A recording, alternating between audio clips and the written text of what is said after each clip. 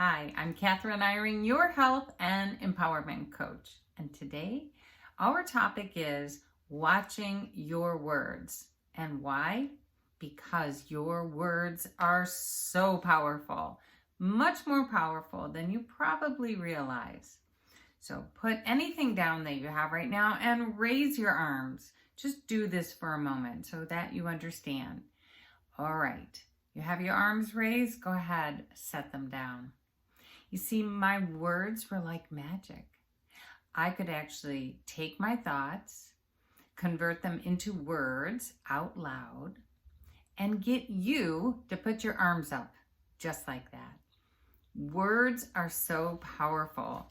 They change you and they change the world. You want to use your words in the best way possible so that you are empowering yourself for change. Change? Kathryn, change is so hard. Well, it is if you declare it to be so, but I don't. I say that change is just part of process. It's part of life. We're always changing. And if you have a strategy, you can design your life and you can make your change possible and easier. And that's what I love to do as a coach. I love to find ways that you can make change and your strategies as easy as possible. So let's take an example. Let's say you find a lost little girl, and I have actually found a lost child before. So let's say you find a lost little girl and she's crying. She wants to find her way home, of course. And you're going to use your words to try to get her to use her words so she can give you enough information that you can help her get home. Now, you're not just going to use your words. That's part of a bigger strategy because actually the tone of your voice, the gentleness, your body language, your facial gestures, it's all part of this bigger strategy. But what if this little girl just simply repeats, I'm lost, I want to go home. I'm lost, I'll never get home. I'm lost, I'm lost, I'm lost. And that's all she's affirming is how lost she is. If that happens, that's not going to help her. And yet, this is something we do even as adults. All right, let's take an example. There's someone who said to me recently, oh, I'm just so lazy on the weekends. Well, how often do you declare that to yourself?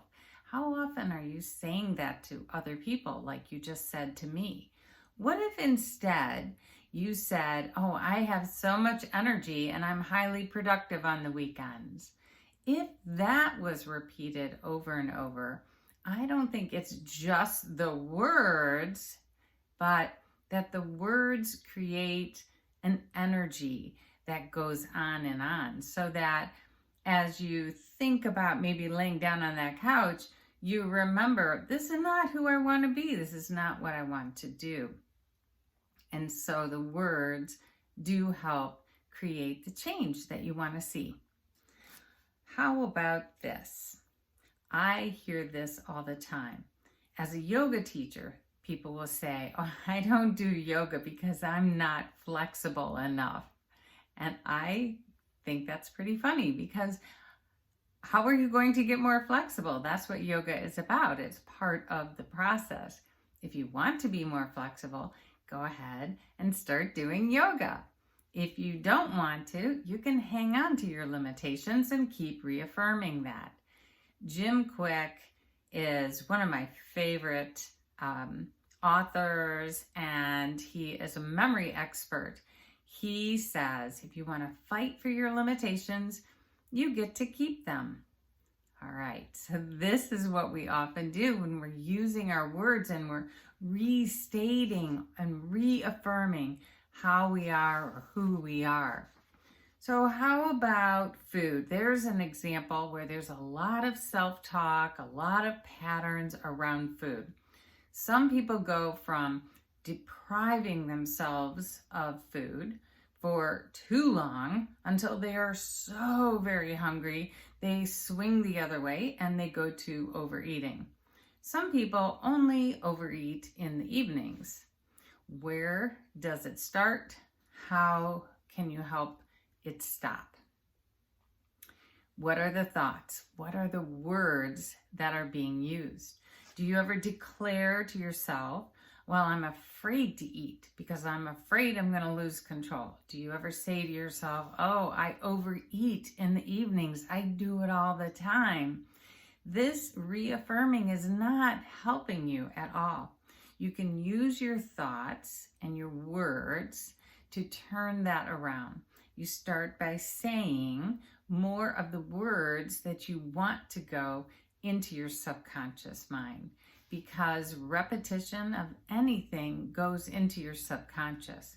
So we start by switching that around with better choice of words.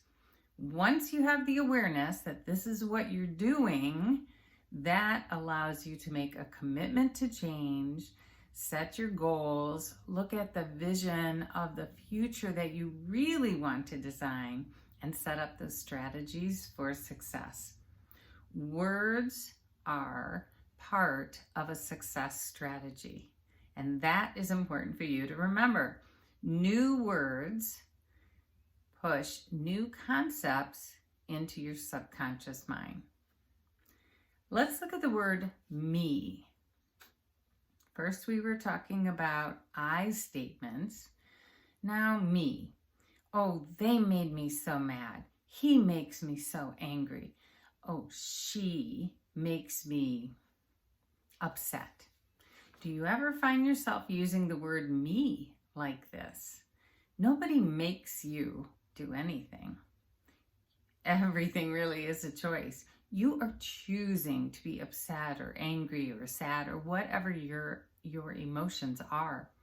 Your thoughts create your emotions. That's how it starts. So if you want to change your emotions, you go back to what are my thoughts behind this?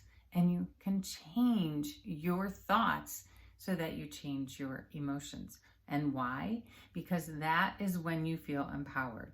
If you feel like other people are making you feel a certain way, that is disempowering. I don't want you to be there. I want you to reclaim your health and happiness. How about this? Did you ever hear, oh, that makes me sick? Oh, that sickens me. No, that doesn't. Those are your thoughts. And you want to change that, because do you want anything to make you sick? No. That's a perfect example of changing your words. You can say more empowering things like, I don't want to talk about that.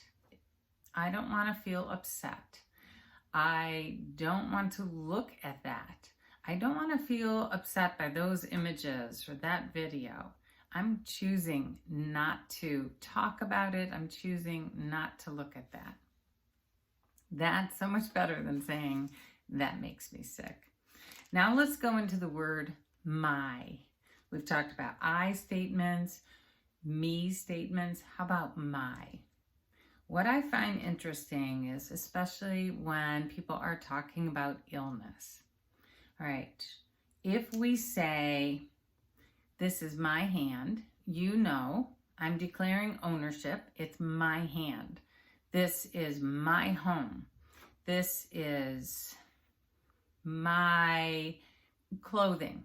This is my jewelry. Whatever it is, this is mine. I'm claiming it. I'm keeping it. I'm owning it. You can't take it from me. What if you were to say, well, I'm talking about my COPD. I'm talking about my cancer. I'm talking about my autoimmune disease. Do you see that ownership, that claim of it, how it could possibly not be healthy for you? Instead, you want to release it because you don't want that illness to stay with you. You don't want ownership of that. You want to let it go. So once more, changing your words can change how you feel about it and actually have less stress on your body and help you feel more empowered as well. I hope that helped. It all starts with an awareness and then a commitment to change, setting a goal to not use words in such a negative way, and setting your vision of how you really want things to be and having your strategy. I really would love to see you reclaim your health and happiness, and I'd really enjoy your messages and thoughts into words in the comments below. You can always message me on the side as well. I'd love to hear from you.